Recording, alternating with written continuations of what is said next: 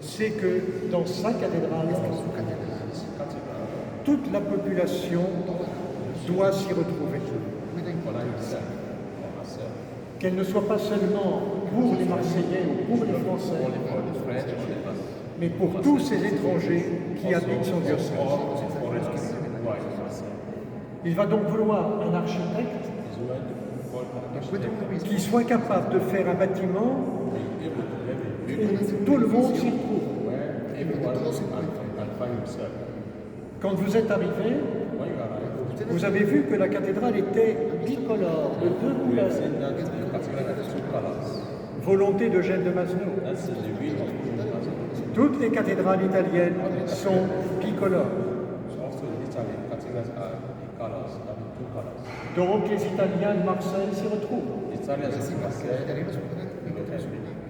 En arrivant à la cathédrale, vous avez vu la grande coupole, à la manière des églises d'Orient. Les Arméniens s'y retrouvent. Et on pourrait multiplier comme ça les signes. Ça, c'est l'idée majeure d'Eugène de Masno. Que tout le monde s'y retrouve. Ensuite, il dit à l'architecte, il veut que la cathédrale soit belle.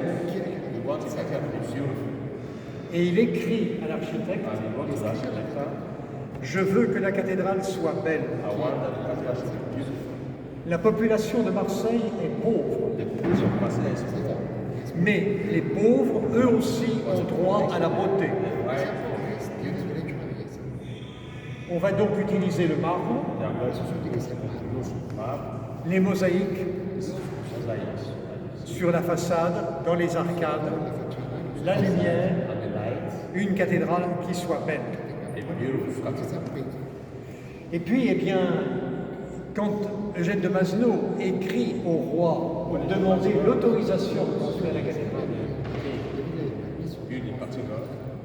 il écrit au premier millénaire, la ville la plus importante de la Méditerranée, c'était Constantinople.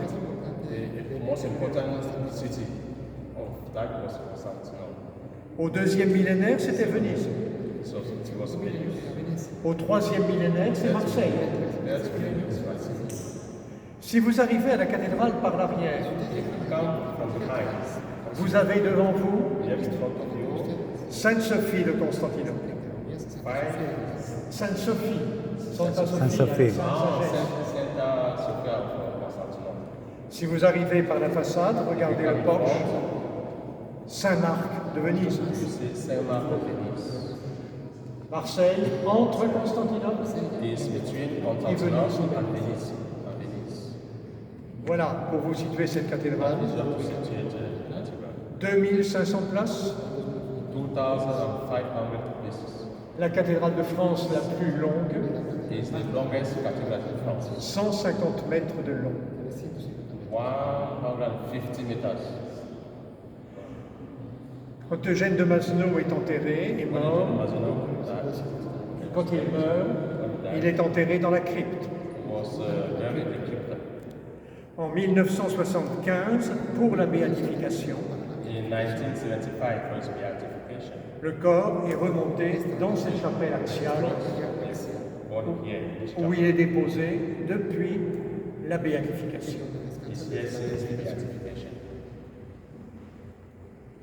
Voilà pour vous situer cette cathédrale.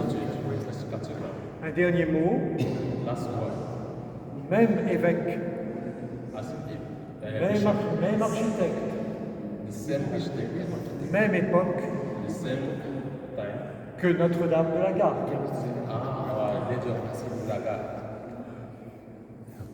Eugène de Masno est un constructeur, un bâtisseur. Voilà. Souhaite bonne Eucharistie. Merci beaucoup.